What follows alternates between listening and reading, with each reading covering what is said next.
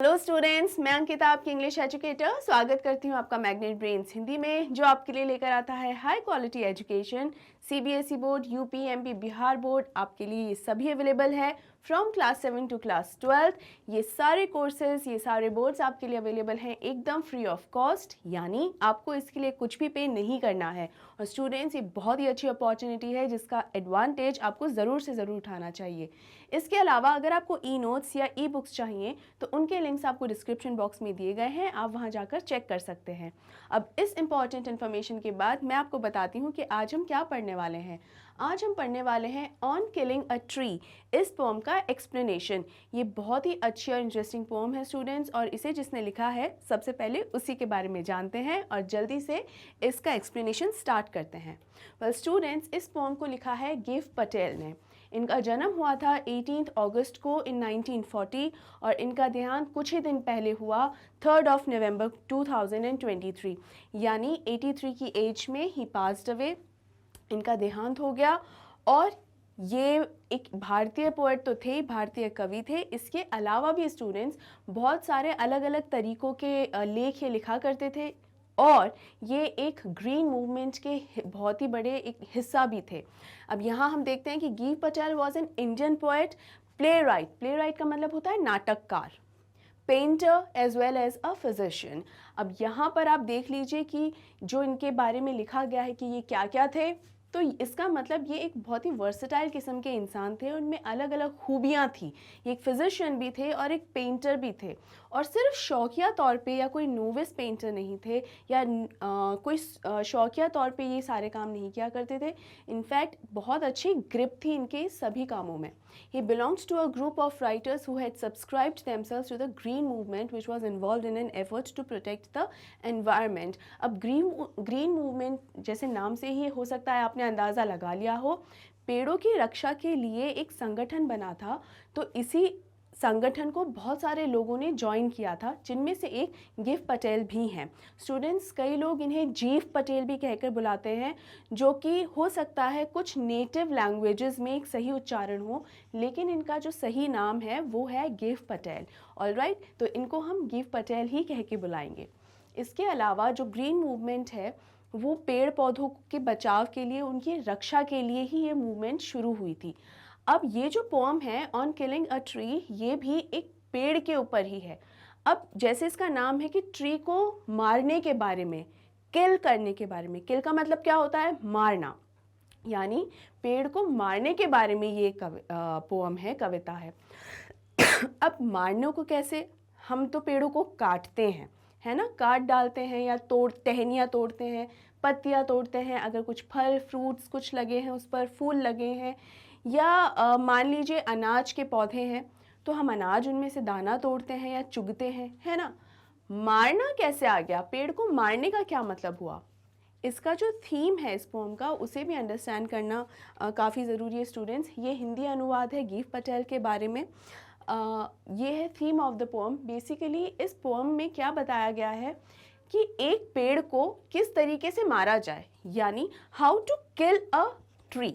चाहे वो छोटा पेड़ है या बड़ा पेड़ है या बहुत पुराना पेड़ है, लेकिन उसे मारा कैसे जाए इसके बारे में है। तो वो बेसिकली एक मैनुअल आपके सामने दी गई है कि पहले पेड़ को इस तरीके से काटना चाहिए, फिर इस तरीके से उखाड़ना चाहिए, इससे भी अगर बात ना बने तो फिर ये करना चाहिए, जिसके बारे में हम जानेंगे कि क्या क्या करना चाहिए कि जिससे एक पेड़ जो है वो मर जाए। अब आप सोच रहे होंगे कि ग्रीन मूवमेंट का हिस्सा रहे हैं ये, उसके बावजूद भी, और ट्रीज़ और पेड़ों की प्रोटेक्शन के लिए हमेशा इन्होंने आवाज़ उठाई है। तो फिर क्यों ऐसा है कि ये हम लोगों को तरीके बता रहे हैं, हम लोगों को तरीके बता रहे हैं कि हम किस तरीके से एक पेड़ को मार सकते हैं। बेसिकली स्टूडेंट्स, ये एक किस्म का सरकाज़म है, यानी एक किस्म से कहा जा सकता है, मजाक उड़ाना भी कहा जा सकता है, और ये भी कहा जा सकता है कि जैसे हम कई बार बच्चों को बोलते हैं कि अच्छा तुमसे ये पेन टूटा नहीं ढंग से अच्छे से ध्यान रखोगे तो कैसे टूटेगा, और इस पर जोर लगा के काम करो ताकि ये बिल्कुल ही ख़त्म हो जाए, एकदम ही टूट फूट के, कि भाई इसको इस्तेमाल ही हम ना कर सकें। होता है ना, बहुत तरीके के इस तरीके हमारे पेरेंट्स कई बार जब हम छोटे थे हमें डांटते थे, कई बार इस तरीके से एक सरकास्टिक तौर पे हमें डांटा जाता था। यानी सरकाज़म का बेसिकली मतलब होता है कि हल्का सा इंसल्टिंग तौर में मजाक उड़ाते हुए कुछ कहना, ठीक है। तो डायरेक्ट कुछ नहीं कह रहे हैं, लेकिन एक इनडायरेक्ट तरीका ढूंढा है आपको एक बात सिखाने का भी, समझाने का भी, और आपको आईना दिखाने का भी। हम लोग पेड़ों का बिल्कुल भी ध्यान नहीं रखते हैं। हम लोग डिफॉरेस्टेशन कर रहे हैं। कैसे? पेड़ काट दिए, और फिर जब बस सिर्फ बातें करते हैं कि नहीं नहीं पेड़ तो नहीं काटने चाहिए, ये नहीं होना चाहिए, हरियाली जो है उसका ध्यान रखना चाहिए, ये सिर्फ बातें करते हैं। लेकिन जब काम करने की बारी आती है तो हमको मॉल्स चाहिए, हमको बड़ी बड़ी बिल्डिंग्स चाहिए, हमें अपना पूरा कंफर्ट चाहिए ही चाहिए। उसके साथ किसी किस्म का कॉम्प्रोमाइज़ करने के लिए क्या हम रेडी हैं? बिल्कुल भी नहीं। तो यहाँ पर जो लोग पेड़ काट रहे हैं ना, बेसिकली जो बिल्कुल ध्यान नहीं रख रहे, उन्हें शर्मिंदा एक तरीके से किया जा रहा है कि अच्छा तुम पेड़ काट रहे हो, बिल्कुल काटो, मैं बताता हूँ कैसे पेड़ काटा जाता है, और इस तरीके से इसको काट डालो, इस तरीके से इसकी टहनियाँ तोड़ डालो। लेकिन अभी भी पेड़ तो जिंदा ही है, अभी भी बात बनी नहीं है। इसकी जड़ें ही उखाड़ डालो कि वो मर ही जाए, इसको जिंदा क्यों ही छोड़ना है। इस तरीके से एक व्यंग कस रहे हैं, इसी तरीके से एक हंसी भी उड़ा रहे हैं, और कहीं ना कहीं हमारे सामने समाज का एक रूप भी दिखा रहे हैं आईने की तरह कि हम ही लोग हैं जो पेड़ों को ख़त्म कर रहे हैं, और हम ही लोग हैं जो शिकायतें भी कर रहे हैं कि पेड़ ख़त्म हो गए। सिर्फ कह ही रहे हैं कि पेड़ ख़त्म हो गए, लेकिन उसके बचाव के लिए कुछ भी नहीं कर रहे। अब बचाव के लिए कुछ नहीं कर रहे तो चलिए इसे ख़त्म करने के लिए ही कुछ करते हैं। तो एक व्यंग कस के इन्होंने, गिव पटेल ने एक नए तरीके से, अनोखे ढंग से इसके बारे में बताने की कोशिश की है। इसके स्टैंजा वाइज इसका एक्सप्लेनेशन है। पहला स्टैंजा है, it takes much time to kill a tree, not a simple jab of knife will do it, it has grown slowly consuming the earth. इस पैराग्राफ का, इस स्टैंजा का मतलब है स्टूडेंट्स की एक पेड़ को मारने के लिए कुछ वक्त लगता है। मारने के लिए, ये ध्यान रखिए, ये क्या शब्द इस्तेमाल कर रहे हैं, मारना। ये बिल्कुल भी इस्तेमाल ये नहीं कह रहे हैं कि how to cut a tree, मारना यानी ये एक हत्या है। एक पेड़ को नुकसान पहुंचा देना, एक पेड़ को इस तरीके से इतना काट डालना कि उसका भविष्य में पनपना ख़त्म अगर हो जाएगा तो ये एक हत्या है। और ये हत्या जो होती है हम एकदम इग्नोर करते हैं। क्यों? क्योंकि उसके लिए हमें कोई सज़ाए मौत नहीं मिलेगी शायद, मे बी इसलिए। लेकिन ये एक हत्या है, और ये उतनी ही ज़्यादा ख़तरनाक है जितना हम किसी जीव को मार डालते हैं। किसी इंसान को अगर मार डालें, जितना गलत वो है उतना ही गलत ये है, और शायद इसे, पेड़ को मार डालना ज़्यादा गलत है। तो यहाँ ये बोल रहे हैं कि एक पेड़ को मारना बहुत आसान काम नहीं है, इससे समय लगता है। Not a simple jab of the knife, यानी जैब का मतलब होता है जो एक वार होता है ना, जैसे कुल्हाड़ी से पेड़ को मारते हैं, तो वो जो वार होके जो कुल्हाड़ी जब पेड़ के तने से टकराती है तो वो जो धाप होती है उसे कहा जाता है जैब। कि जिस तरीके से वो वार होता है उसे जैब कहा जाता है। तो एक मामूली सा जैब या एक मामूली सा इस तरीके का जो वार है ना, वो उसका कुछ नहीं बिगाड़ पाएगा। क्यों नहीं बिगाड़ पाएगा? क्योंकि वो जो पेड़ है वो धीरे धीरे धरती को कंज्यूम करके वो इतना बड़ा हुआ है। धरती को कंज्यूम करके का मतलब, इसका मतलब है कि वो धरती में, ज़मीन में लगा हुआ है, राइट। तो ज़मीन के न्यूट्रिएंट्स, जो सॉइल होता है उसके न्यूट्रिएंट्स, नेचुरल एक जो होता है उसका जो ग्रोथ होती है, तो धीरे धीरे धरती को हम क्या कह के बुलाते हैं? धरती हमारी माँ है। क्यों? पेड़ पौधों को भी वही पनपाती है, सिर्फ इंसान ही नहीं, पेड़ पौधों को वही पनपाती है। उसी में जितने भी न्यूट्रिएंट्स होते हैं उन्हीं की वजह से, और धूप, सूरज, ये जो सब है इन्हीं की वजह से एक पेड़ है, एक पौधा जो है वो पेड़ की शक्ल लेता है, फ्रूट्स देता है, राइट। तो इसीलिए कहा जाता है धरती माँ है। अब उसी धरती ने धीरे धीरे इसे पनपाया है, और धीरे धीरे अपने न्यूट्रिएंट वैल्यूज़ उसे दी हैं, और जो सॉइल में जितना भी टॉप सॉइल जो होता है उसमें जितने भी न्यूट्रिएंट्स होते हैं वो धीरे धीरे उस पेड़ को क्या करते हैं, मतलब पौधे को पेड़ बनाते हैं, बड़ा करते हैं। तो वो अब इतना स्ट्रांग हो चुका है, अब छोटा सा पौधा थोड़ी है कि बस आपने पकड़ा, मसल दिया और ख़त्म हो गया। नहीं नहीं, ऐसा नहीं होगा। ये तो एक बड़ा पेड़ बन चुका है और बहुत मुश्किल है अब इसको मारना। तो इसे हमें और भी ज़्यादा मेहनत करनी पड़ेगी। तो यही इसमें बोल रहे हैं कि इतनी आसानी से नहीं मरने वाला है। इसका रिटन एक्सप्लेनेशन देख लेते हैं। Rising out of it, feeding upon its crust, absorbing years of sunlight, air, water and out of its leprous height, sprouting leaves. आगे ये कह रहे हैं कि जब ये rising out of it, मतलब rising का मतलब क्या होता है, बढ़ना, और out of it क्या, धरती से वो बढ़ रहे हैं। धरती से जब अंकुर फूटते हैं, जब हम उसमें बीज बोते हैं, वो धीरे धीरे अंकुर निकलते हैं, फिर धीरे धीरे एक छोटी सी कोंपल निकलती है, फिर धीरे धीरे एक पौधा बनता है, और वो ज़मीन से एक छोटा सा पौधा निकल के पेड़ बन जाता है। Feeding upon its crust. Crust क्या होता है स्टूडेंट्स? जो हमारी धरती है या अर्थ है, उसका जो सबसे ऊपरी लेयर 3 लेयर्स में डिवाइडेड है ना, core, then mantle and the outermost portion is known as what, crust. तो इसे क्या कहा जाता है? जो ये अर्थ है, ये अर्थ है, और ये जो पूरी, इसे क्या कहा जाता है? कोर। इसे कहा जाता है मेंटल, और इसे कहा जाता है क्रस्ट, जो सबसे बाहरी परत जो होती है धरती की। तो ये क्रस्ट के बारे में बात कर रहे हैं। क्रस्ट में ही तो टॉप सॉइल्स वगैरह या सारी मिनरल्स या न्यूट्रिएंट्स होते हैं। Upon its crust absorbing years of sunlight. अब यहाँ बेसिकली ये बताया जा रहा है कि कंज्यूमिंग द अर्थ का क्या मतलब है। स्टूडेंट्स इसको ध्यान से समझिए आप। कंज्यूमिंग द अर्थ पर एक्चुअल में क्वेश्चन आता है that what is the meaning of consuming the earth. Consuming earth को कंज्यूम करने का अर्थ क्या है, तो आप इसे अच्छे से समझिएगा कि इसका मतलब ये है कि क्या क्या कंज्यूम किया है। Years, absorbing years of sunlight, air, water. जो मिनरल्स हैं सॉइल के, क्रस्ट में जितने भी मिनरल्स हैं, एक तो वो किए हैं धरती से, तो वो करें। धरती से क्या लिया है? न्यूट्रिएंट्स। उसके अलावा पनपने के लिए क्या क्या चाहिए? क्या सनलाइट चाहिए? बिल्कुल चाहिए। क्या एयर चाहिए? एयर का मतलब यहाँ पर है जो ऑक्सीजन, एक जो ये जो एक गैशियस एक्सचेंज होता है एनवायरनमेंट के साथ, क्या ये चाहिए? बिल्कुल चाहिए। क्या पानी चाहिए? बिल्कुल चाहिए। अगर उसे पानी ही नहीं देंगे तो किस तरीके से ग्रो करेगा? ये सब चाहिए। और ये पानी भी हम कहाँ डालते हैं? ज़मीन में ही डालते हैं ना। ज़मीन ही सोखती है इस पानी को, और एक खाद का रूप बना के कहीं ना कहीं इसको पनपाती है। And out of its leprous height sprouting leaves. Leprous height का क्या मतलब होता है स्टूडेंट्स? ये बेसिकली 2 अलग अलग वर्ड्स हैं जिनको कंबाइन करके एक वर्ड बनाया गया है। हाइट का मतलब होता है स्किन। हाइट का बेसिकली जो हाइट है इसका मतलब होता है स्किन। तो स्किन तो आप समझ गए क्या है। स्किन, पेड़ की स्किन क्या होगी समझ गए। जो तना, जो बार्क होता है या बाहर जो छिलका होता है, मैं इसे समझा देती हूँ। जो आउटर मोस्ट स्किन होती है या छाल होती है एक पेड़ की, उसे स्किन कहा गया है। लेप्रस का मतलब क्या होता है? लीप्रस बेसिकली लीप्रस है, ये लेप्रस नहीं है। लीप्रस क्या होता है? लीप्रस बेसिकली होती है एक बीमारी। अगर आपने सुना हो लीप्रस यानी लेप्रसी,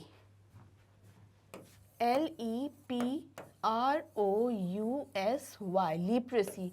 अगर आपने इसका नाम सुना है, लीप्रस को का हिंदी में मतलब होता है कुष्ठ रोग या कोढ़ की बीमारी। कई लोग होता है कोढ़ी, उनके हाथ टेढ़े मेढ़े हो जाते हैं, हाथ पैर, मतलब पूरे बॉडी में कहीं से भी आप ना ये जो लीप्रेसी है पूरे शरीर में कहीं पर भी हो सकती है। तो जो कोढ़ की जो बीमारी होती है उसे कहा जाता है। तो यहाँ पर लीप्रस हाइट किसे कहा गया है? लीप्रस हाइट का क्या मतलब हो गया? हाइट क्या है? स्किन। लेप्रस क्या है? वो एक बीमारी। तो यहाँ पर उस स्किन पर धब्बेदार स्किन बेसिकली उसको कही गई है।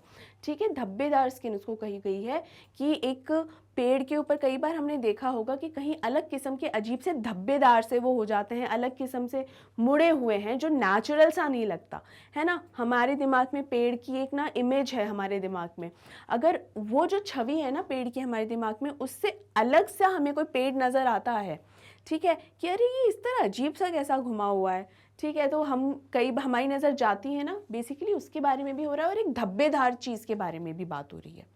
Sprouting leaves. स्प्राउटिंग लीव्स का मतलब क्या होता है? स्प्राउट्स क्या होता है? अंकुरित।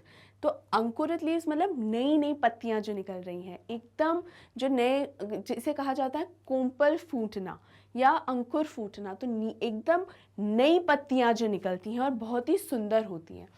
तो ये सब जो है वो किससे हो रहा है? वो धरती की वजह से हो रहा है, सूरज की किरणें जो मिल रही हैं उसकी वजह से हो रहा है, हवा पानी ये जो मिल रहा है उसकी वजह से हो रहा है, अलग अलग किस्म से स्किन डेवलप हो रही है और अलग अलग किस्म की नई नई पत्तियाँ और सुंदर सुंदर पत्तियाँ ये निकल रही हैं। आई होप स्टूडेंट्स यहाँ तक आपको क्लियर है।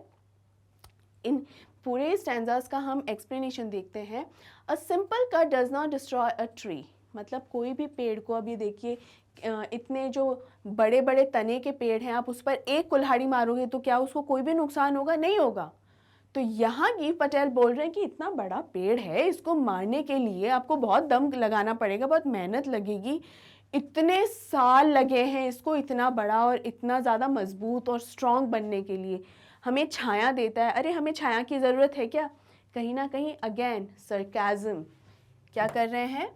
सरकाज़म,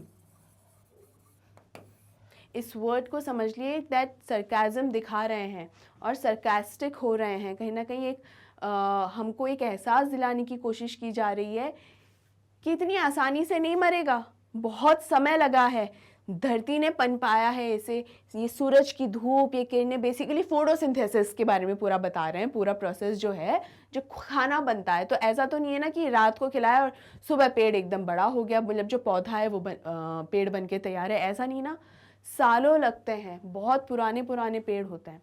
तो इतना पुराना, इतना मजबूत पेड़ जिसकी जड़ें एकदम ज़मीन पे धसी हुई हैं और एकदम अच्छे से मजबूत से एकदम धसी हुई हैं रूट जड़ें ज़मीन में, तो उसे मारना इतना आसान थोड़ी होगा, इतना आसान नहीं होगा भाई। A tree grows gradually, it is rooted in the soil. A plant takes nutrition from the soil to grow into a big tree. The tree is firmly bound with the soil. It takes in sunlight, water and air to grow into a strong trunk and have numerous leaves. Trunk का मतलब क्या होता है students? तना जो होता है, ये जो है तना, बेसिकली ये जो पार्ट है वो तना ही कहलाता है पेड़ का, ठीक है। और बार्क क्या होता है? ये जो बाहर का हिस्सा है ना, इसे बार्क कहा जाता है, बार्क ऑफ अ ट्री, ठीक है।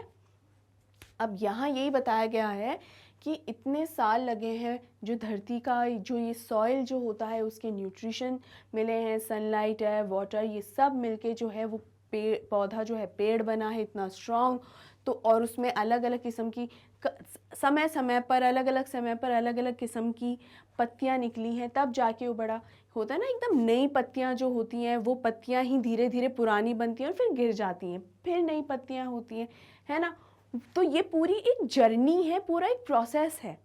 और अगर आपके घर में भी स्टूडेंट्स कोई पौधा है तो आपने भी क्या कभी उसे देखा, एक छोटे से पौधे को एक पेड़ बनते हुए देखा है?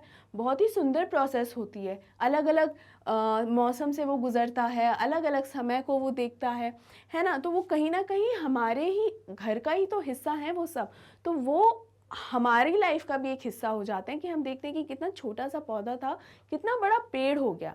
तो कई लोग तो इनफैक्ट इतना पसंद करते हैं कि पौधों को ना खुद के बच्चे जैसे ट्रीट करते हैं, उसी तरीके से उन्हें पनपाना, उन्हीं तरीके से उनकी खाद का ध्यान, जैसे एक छोटे बच्चे का खाने पीने का ध्यान रखना पड़ता है ना, वैसे ही एक नए पौधे का भी उसी तरीके से ध्यान रखना पड़ता है। किस समय पे उसको धूप दिखानी है, किस समय में उसको घर के अंदर रख देना है थोड़ी देर के लिए, किस तरीके से उसको कब खाद देनी है कब नहीं, तो ये बहुत ध्यान रखना पड़ता है अगर वो पौधा आप घर में लेकर आए हैं तो, है ना। वरना जो नेचुरल पौधा होता है, जो जंगल, नेचुरल पौधे का मतलब है जो नेचुरल हैबिटेट में जो जन्म ले रहा है, बेसिकली उसके लिए कह रही हूँ कि अगर जंगल में अपने आप वो पनप रहा है तो कितना उस पर कुदरत ने कितनी मेहनत की है, प्रकृति ने उस पर कितनी मेहनत की है और कितना इन्वेस्ट किया है। वो इतना बड़ा इन्वेस्टमेंट है तो आसानी से थोड़ी ना मरेगा, उसको तो बहुत ज़्यादा मेहनत करके, बहुत ज़्यादा उस पर कुल्हाड़ियाँ चलानी पड़ेंगी, तब जाके कहीं बात बनेगी। ये इसका हिंदी अनुवाद था स्टूडेंट्स। हम नेक्स्ट स्टैंजा की ओर चलते हैं और ये है so hack and chop but this alone won't do it. यानी हैक एंड चॉप का मतलब, हैक का मतलब होता है कुल्हाड़ी ही बार बार, कुल्हाड़ी से बार बार प्रहार करना। कट रफली बाय स्ट्राइकिंग हैवी ब्लोज, ये मतलब भी लिखा हुआ है, स्ट्राइकिंग मतलब ये प्रहार करना, बार बार आप कुल्हाड़ी से या जिस भी औजार से आप काट रहे हैं उसको, पेड़ को काट रहे हैं, आपको बार बार उसे काटना पड़ेगा और उसको चॉप करना पड़ेगा, टुकड़े टुकड़े करने पड़ेंगे। तब भी इतना ज़्यादा उस पर प्रहार करेंगे तब भी ये काफ़ी नहीं होगा, this alone won't do it. ये काफ़ी नहीं होगा, और मेहनत लगेगी। क्या करना होगा? Not so much pain will do. इतना पेड़ जो है वो इतना मजबूत है कि ये सारे प्रहार जो है वो सह लेगा। मतलब अगर सिर्फ उसको जो एक्सटेंडेड डालियां हैं, यानी जो उसकी टहनियां हैं, पत्तियां हैं, बस उन्हें अगर काट पीट के आप हटा दोगे ना, तो फिर से जो मौसम एक आएगा। कौन सा मौसम आता है? जो सावन का भी जो टाइम आता है, उसके बाद धीरे धीरे जो एक पनपते हैं पौधे, है ना, जो उसमें पौधे फिर से पनप जाएंगे, फिर से वो वापस उसमें अंकुर फूटेंगे, नई टहनियाँ आ जाएगी, है ना। तो इतने से तो कुछ भी नहीं होगा, कुछ भी फर्क नहीं पड़ेगा। इतना पेन सहने की हिम्मत है इन पेड़ों में। तो आपको क्या करना पड़ेगा? The bleeding bark will heal and from close to the ground will rise curled green twigs. ये यही बता रहे हैं कि द ब्लीडिंग बार्क, ब्लीडिंग का मतलब क्या होता है? ब्लीडिंग बार्क, बार्क का मतलब मैंने बताया था तना और उसका जो बाहरी हिस्सा है। जब हम उसे काटते हैं, अगर आपने ध्यान दिया हो कि जब भी हम किसी भी पत्ती को तोड़ते हैं, किसी पौधे से, पेड़ से काटते हैं, तो एक ना एक चिपचिपा सा पदार्थ निकलता है उसमें से, है ना। तो चिपचिपा पदार्थ जो निकलता है ना, उसी के बारे में यहाँ बात हो रही है। ब्लीडिंग का बेसिकली मतलब होता है कि खून बहना। तो वो जो चिपचिपा पदार्थ जो बहता है, जो दूध जैसा भी लगता है, कई कुछ पौधों में दूध जैसा होता है, कुछ पौधों में एकदम ट्रांसपेरेंट लिक्विड जैसा होता है, पारदर्शी लिक्विड जो होता है वैसा होता है, अलग अलग किस्म से, ठीक है। तो ये इसमें ये बता रहे हैं कि वो जो पदार्थ निकलता है ना, जब भी हम किसी पेड़ की टहनी, डाली या पत्ती तोड़ते हैं, उस पदार्थ को खून से कंपेयर किया गया है कि ये जो है, ये पदार्थ जो है, ये इस पेड़ का लहू है, इस पेड़ का खून है। तो ये जो खून बहाया ना, ये इतना थोड़ा सा जो काटा पीटी आपने करी है ना इस पेड़ के साथ, और इसका जो खून बहा है, वो तो ये बिल्कुल ठीक हो जाएगा, चिंता की कोई विषय नहीं है। कुछ समय बाद अपने, जैसे हमें भी कई बार चोट लग जाती है, थोड़ी बहुत चोट होती है तो होता है ना, ठीक है, अपने आप ठीक हो जाएगी थोड़े दिनों के बाद, तो वो अपने आप खून बहना बंद हो जाता है, चोट अपने आप ठीक हो जाती है। तो जितनी चोट आपने अभी इस पेड़ को दी है ना, वो ये सह लेगा, कुछ दिनों बाद ये खून बहना बंद हो जाएगा और ये फिर से ठीक हो जाएगा। हील हो जाने का मतलब क्या है? फिर से ठीक हो जाना। And from close to the ground will rise curled green twigs. और फिर से जहाँ पर ये उगा हुआ है ना ज़मीन, जैसे इसका ये मतलब है बेसिकली, अगर इस तरीके का कोई पेड़ जैसे यहाँ से है और आपने पहले ये इस तरीके के थे, लेकिन आपने इसको काट पीट दिया तो अब इतना सा ही पौधा बचा है, तो और ये ज़मीन है, तो इनका कहने का मतलब है कि यहाँ रूट्स के पास से भले ही काटते, लेकिन कुछ समय बाद यहाँ इस पेड़ के पास से नई डालियाँ, नए अंकुर फिर से फूटने लगेंगे और वो जो पेड़ है फिर से पनप उठेगा, अलग अलग जगह से फिर से यहाँ पे अलग अलग अंकुर, जो रूट्स हैं वहाँ से फिर से ये अंकुरित होगा। Will rise curled green twigs. Curled का मतलब क्या होता है? कर्ल्ड बेसिकली होता है घुंघराला, है ना। जैसे हम कई बार कहते हैं कर्ली है तो घुंघराले, तो यहाँ घुंघराले का मतलब है कि अगर आपने कहीं कभी देखा होगा, यहाँ बेसिकली स्पाइरल कह सकते हैं, स्पाइरल। और स्पाइरल क्या होती है? स्पाइरल होती है ऐसी छवि, स्पाइरल फाइल्स नहीं होती हैं, स्पाइरल फाइल्स, तो इस तरीके की से छवि। तो जो नई पत्तियां होती हैं ना, अगर आपने उनको ध्यान से दिया हो तो वो बंद रहती हैं एकदम। जैसे अपन पेपर को कई बार फोल्ड सा नहीं कर देते, ऐसे यूँ उंगलियां यूँ चिपका के ऐसे ऐसे हाथ करते हैं तो गोल गोल गोल एकदम घूम जाती है, राइट।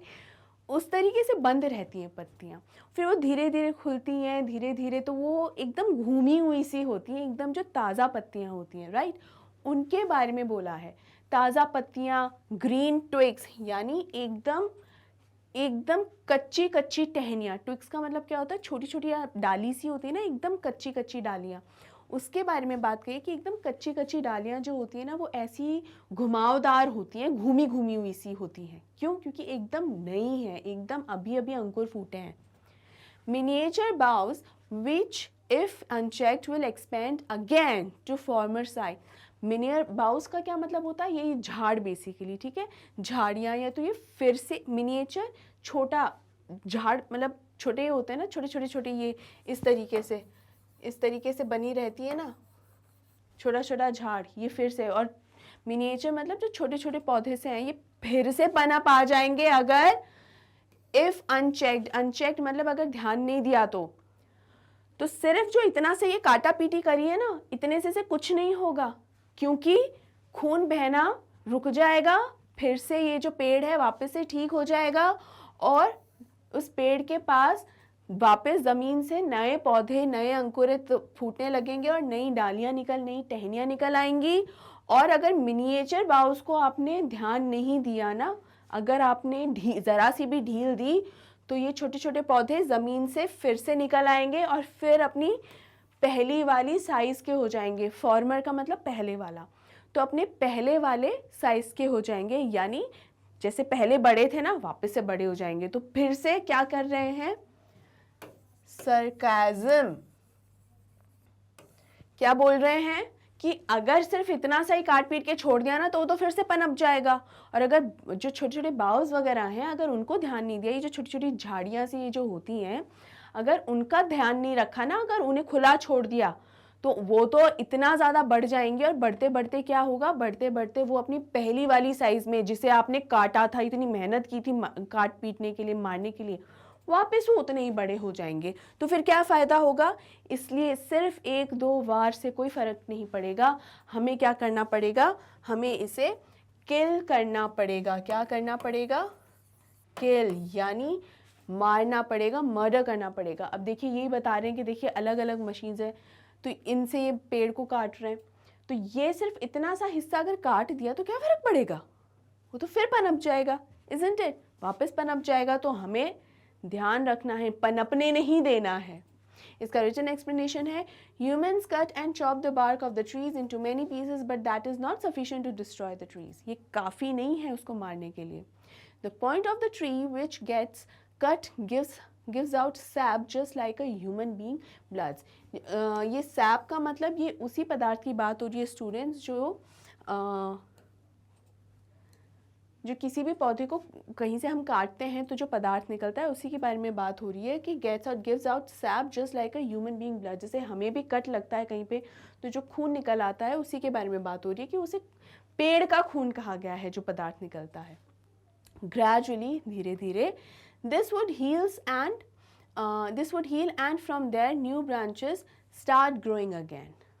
मतलब जहाँ से आपने इसको काटा था ना, वहाँ से फिर से नई, ये तो ठीक हो जाएगा कुछ समय के बाद, और जहाँ से आपने इसे काटा था ना, वहाँ पर नए टहनियाँ या नए जो हैं, नई टहनियाँ और नए पत्ते जो हैं, नए ट्विग्स जो हैं, वो फिर से निकल आएंगे। तो इसका मतलब आपकी जो मेहनत है ना, आपने जितनी भी मेहनत की उसको काटने पीटने में, वो सारी तो क्या हो जाएगी, एकदम ज़ाया हो जाएगी, वेस्ट हो जाएगी। क्या मतलब है। तो इसलिए हमें ध्यान देने की ज़रूरत है कि जब हम किसी पेड़ को काट रहे हो ना, तो ऐसा उसे काट डालें कि वो मर ही जाए। तो हमें क्या करना होगा, उसे किल करना होगा। तो ये यहाँ पर ये बार बार आपको बहुत बढ़िया तरीके से एक मैनुअल दे रहे हैं कि क्या करना होगा जिसके कारण हम इस ट्री को मारने में सफल हो जाएं। अब बताएंगे वो आगे आपको कि क्या करेंगे जिसकी वजह से हम ट्री को जो है ऐसा मारें कि वो दोबारा पनप ही ना पाए। No, the root is to be pulled out of the anchoring earth. It is to be roped, tied and pulled out, snapped out। इसका क्या मतलब है कि नहीं, इस तरीके से नहीं मरेगा वो। 1-2 बार काटोगे, 1-2 बार उस पर जैब करोगे, अटैक करोगे कुल्हाड़ी से, उससे नहीं मरेगा। क्या करना पड़ेगा, the root is to be pulled out. उसे मारने के लिए क्या करना पड़ेगा, इसकी जो जड़ें हैं ना, जड़ें पेड़ की, उन्हीं को ही जमीन से उखाड़ना पड़ेगा, तब जाके कोई बात बनेगी। Out of the anchoring earth. Anchoring earth का क्या मतलब है, वो अर्थ, वो जमीन जिसने इन जड़ों को एकदम पकड़ के रख रखा है, इसको स्टेबल कर रखा है, इसको मतलब एकदम ध्यान से इसकी फाउंडेशन मजबूत की गई है। स्टूडेंट्स, एंकरिंग अर्थ एक बहुत ही ब्यूटीफुल मीनिंग निकल कर आता है। अगर आप जानते हैं जैसे शिप्स होते हैं, तो शिप्स को कैसे, ब्रेक्स तो होते ही हैं ऑफ कोर्स शिप्स को रोकने के लिए, लेकिन शिप्स में एक एंकर होता है जिसका जो ड्राइंग है समथिंग ऐसा। देखिए आप जानते हैं मैम की ड्राइंग इतनी अच्छी नहीं है, इसलिए बस अंडरस्टैंड कर लेना कि मैं क्या बताना चाह रही हूँ। बेसिकली कुछ इस तरीके का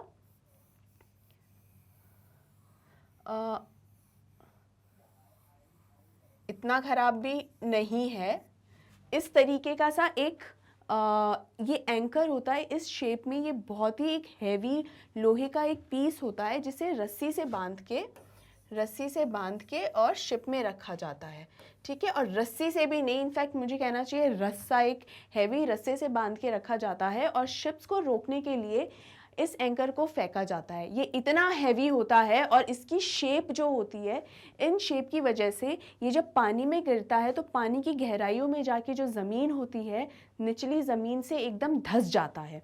इसकी जो शेप होती है नुकीले एरोज़ जैसी होती है, नुकीले तीर की तरह होती है, जो इसको धंसने में बहुत मदद करते हैं और जो शिप है उसको ये रोक लेता है, थाम लेता है, यानी एक शिप को स्टेबल कर देता है। उसी तरीके से वही जो है, इसीलिए कहा जाता है कि अगर आपके परिवार में कोई ऐसा व्यक्ति है जिसने पूरे परिवार को संभाल रखा है, मुसीबतों के समय अगर आपके परिवार में किसी भी तरीके का ऊंच नीच हो रही है और उस समय किसी व्यक्ति ने अगर सिचुएशन संभाल ली है तो उस व्यक्ति को एक एंकर कहा जाएगा। उसी तरीके से जिस तरीके से जो ज़मीन है हमारी, अर्थ है, धरती है, भूमि है, वो हमारी इस पौधे को जकड़ के रखती है, थाम के रखती है, संभाल के रखती है। इसीलिए ये पौधा ग्रो करता है और इसीलिए ये जो पौधा है वो बड़ा होके पेड़ बनता है, हमें छांव तो देता ही है। उसके अलावा ना जाने कितनी ही चीज़ें हैं जो हमें एक पेड़ से मिलती है कि अगर पेड़ हमारे एनवायरनमेंट का, पर्यावरण का हिस्सा ही ना रहे तो हम जिंदा नहीं रह सकते। जानते हैं ना हम सब ये बात। इसीलिए वो ज़मीन, वो भूमि ही है, वो धरती है जो एक एंकर का काम करती है, जो नींव जो होती है एक पेड़ की, जो नींव है बहुत ही उसको मजबूत बना देती है। ये है इस पूरी बात का मतलब। It is to be roped, tied and pulled out, snapped out. यहाँ क्या है, फिर से क्या कहा गया है, सरकाज़म। स्टूडेंट, मैं ये वर्ड बार बार इसलिए लिख रही हूँ, इस शब्द को बार बार इसलिए लिख रही हूँ ताकि आपको अच्छे से ये वर्ड जो है याद हो जाए। तो ये सरकाज़म आ रहा है और जो गीव पटेल है वो क्या हो रहे हैं, सरकास्टिक हो रहे हैं। क्या हो रहे हैं, सरकास्टिक हो रहे हैं। तो यही यहाँ पे कहा जा रहा है, सरकाज़म एंड सरकास्टिक। अब एक चीज़ और समझिए, इसका हिंदी में इसको व्यंग भी कहा ही जाता है, लेकिन जो असली शब्द जो होता है वो होता है कटाक्ष। कटाक्ष कसना, या और भी देसी भाषा में अगर बताऊं तो एक हद तक ताने मारना भी कहा जा सकता है कि ताने मारे जा रहे हैं। तो ये बहुत बड़ा एक ताना है जो हमें मारा जा रहा है उन सभी लोगों को जो ध्यान ही नहीं देते हैं कि पेड़ों को कितना रख रखाव की ज़रूरत होती है, कितना ध्यान देने की ज़रूरत है। और रख रखाव उस पर ध्यान ना भी दे तो प्रकृति अपने आप उसको संभाल लेगी। कम से कम हम उसे नुकसान ना पहुंचाएं। ध्यान तो रखना, वो तो बात ही छोड़ दें, कम से कम उसका नुकसान ना पहुंचाएं हम उसे, है ना। तो it is out of the anchoring earth, it is to be roped, tied and pulled out, snapped out.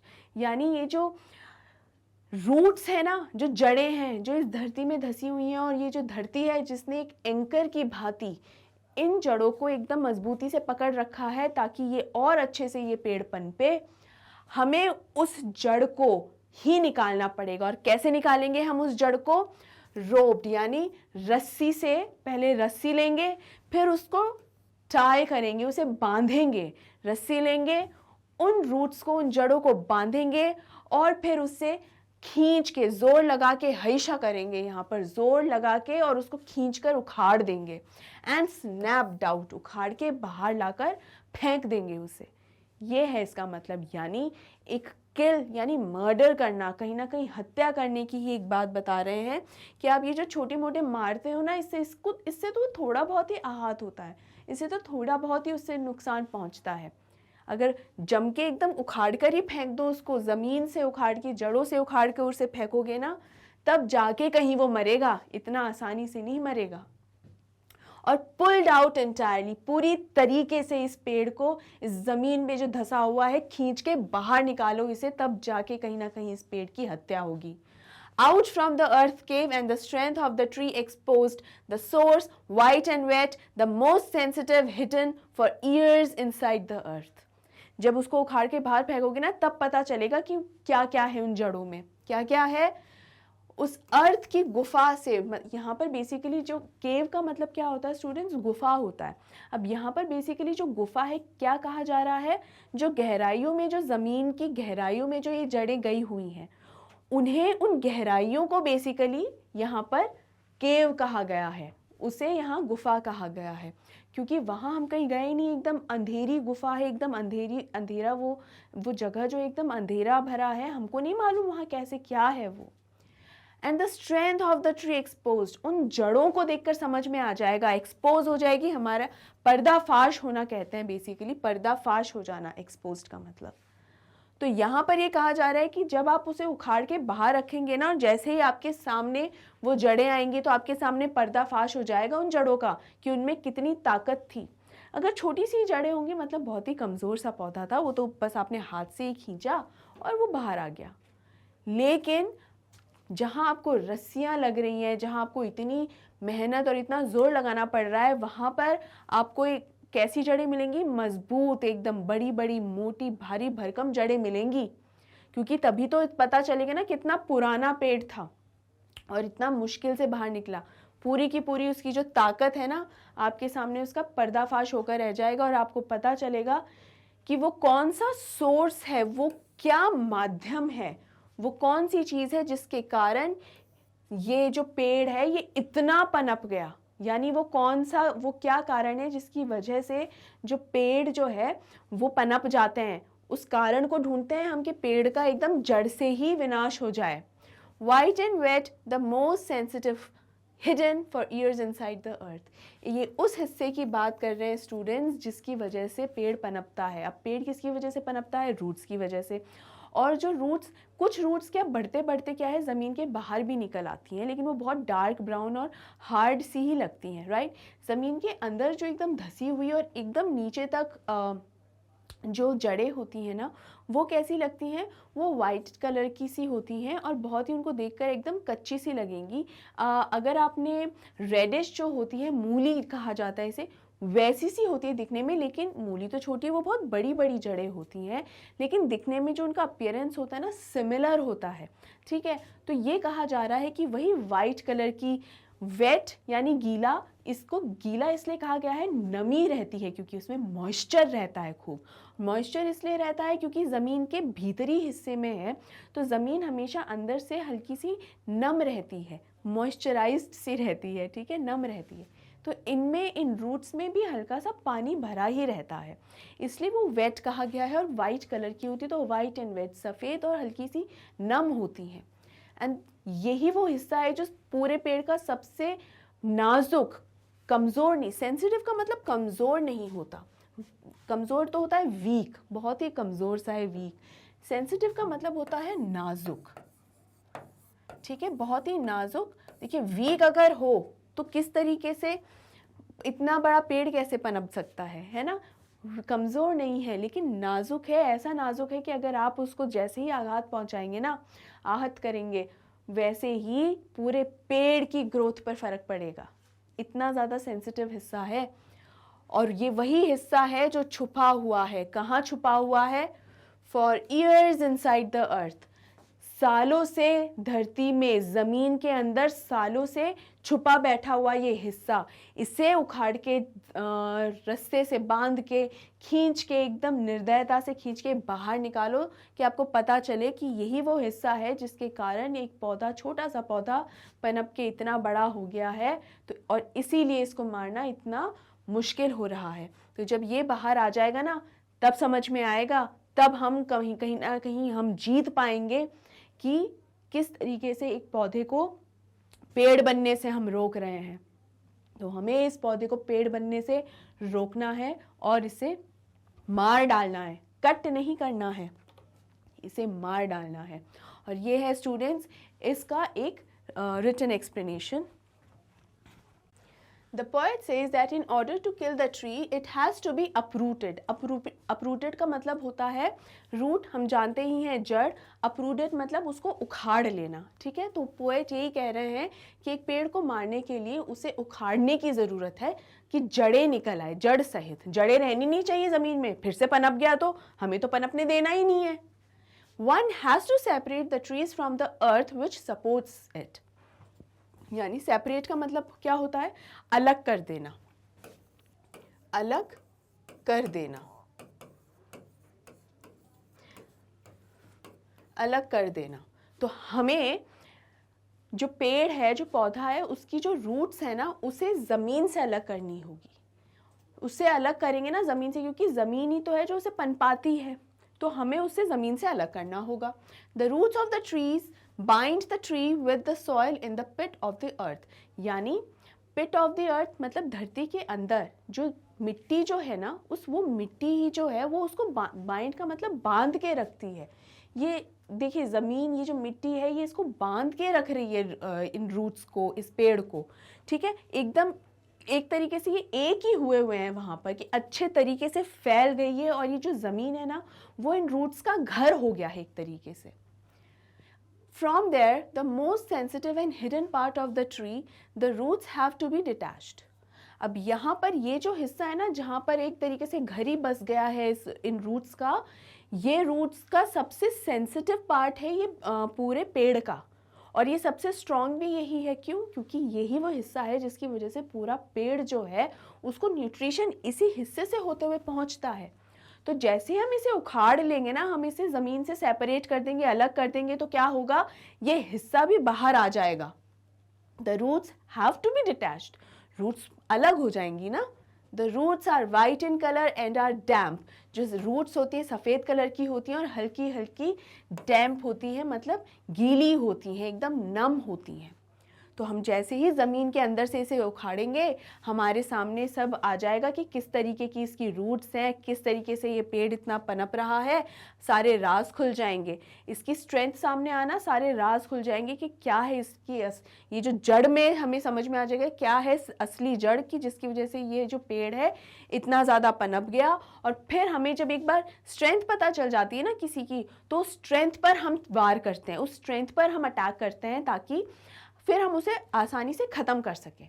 तो पेड़ की भी स्ट्रेंथ जैसे ही हमें पता चलेगी ना, हम उसी पर अटैक करेंगे और क्या करेंगे? उसे ख़त्म कर डालेंगे। ये इसका हिंदी अनुवाद है स्टूडेंट्स। और यहाँ तक जो है, ये जो थर्ड स्टैंजा जो आया है, यहाँ पर गिव पटेल ने बेसिकली आपको तरीके बताए हैं कि ना हल्का फुल्का मारने से कुछ नहीं, जड़ समेत उसको उखाड़ लाओ ज़मीन से, तब जाके कहीं वो मरेगा पौधा, ट्री बेसिकली। तो यानी उसको बहुत बड़ा कटाक्ष है, बहुत ही बड़ा एक ताना है हम सबके ऊपर कि आप ये जो कभी कुछ तोड़ लिया, कभी पेड़ पौधे, कभी फूल तोड़ रहे हैं, तो ये कितना गलत है।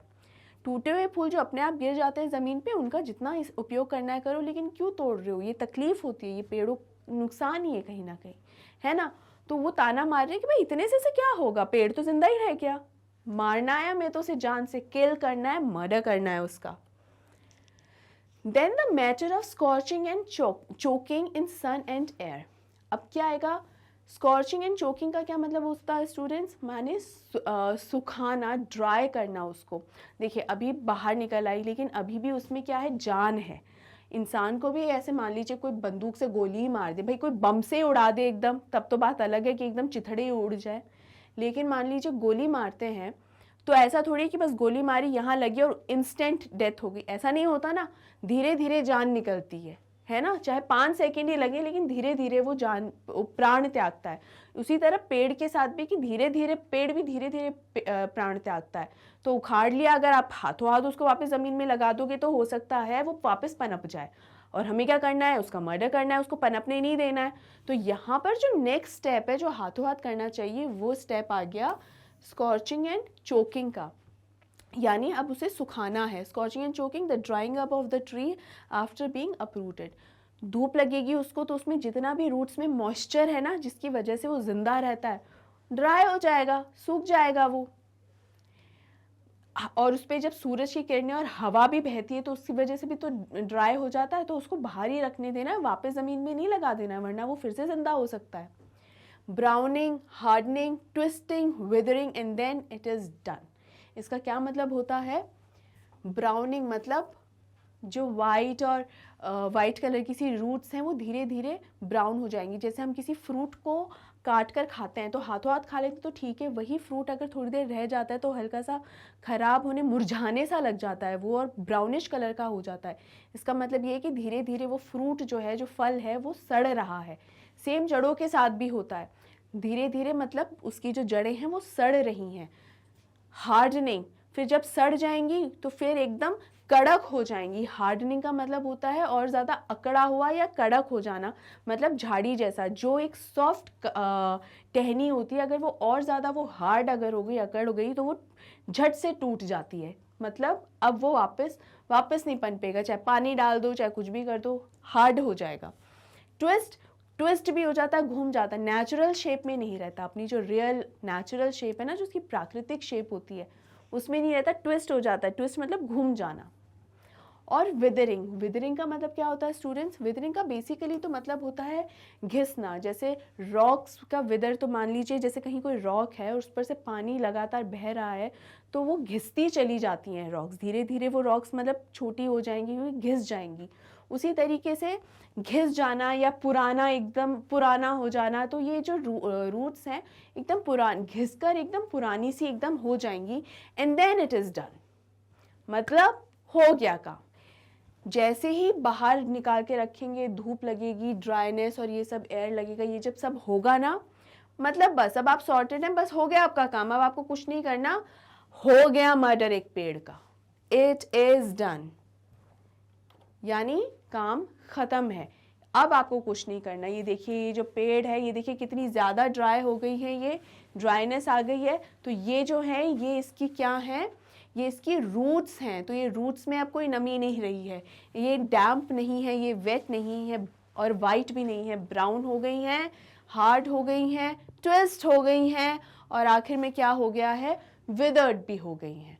तो ये एकदम खराब हो चुकी है। अब ये पेड़ जिंदा नहीं है, मर गया और हो गया आपका जो एक आपको अचीव करना था ना, जो गोल, वो अचीव हो गया है, मर गया एक पेड़।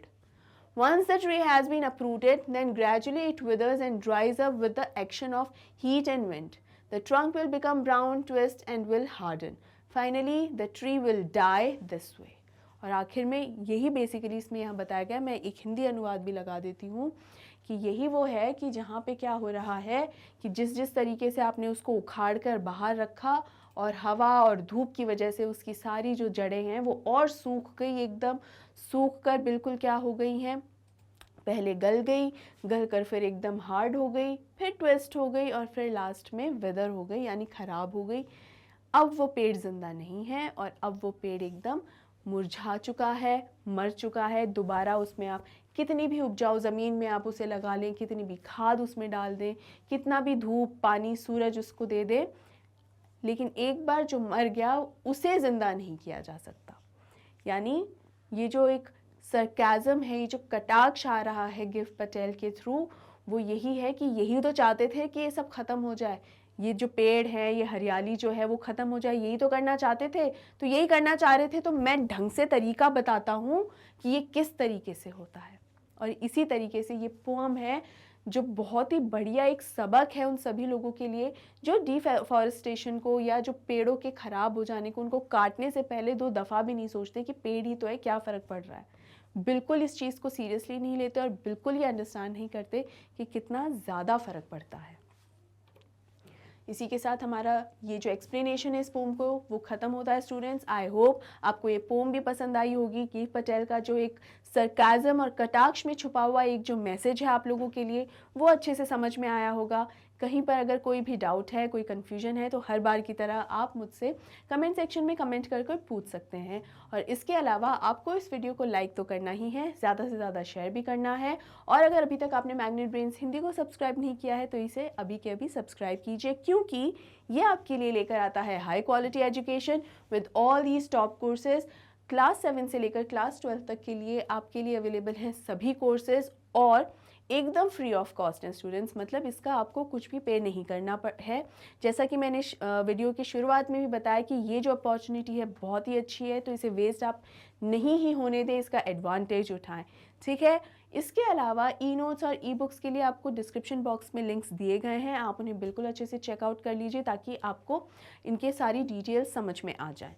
और आप www.magnetbrains.com पर भी विज़िट कर सकते हैं, वहाँ पर भी आपको सभी के सभी वीडियोज़ जो हैं अवेलेबल हैं, आपको मिल जाएंगे। इसके अलावा चैनल से रिलेटेड लेटेस्ट अपडेट्स के लिए आप हमें फॉलो कर सकते हैं इंस्टाग्राम, टेलीग्राम, फेसबुक और ट्विटर पे। और अब आपको मेरे साथ अपनी तैयारी तो पक्की रखनी ही है। होपफुली आपको सब अच्छे से समझ में आ रहा है। जहाँ पर जैसा जो भी डाउट है आप कमेंट सेक्शन में कमेंट करके पूछ सकते हैं।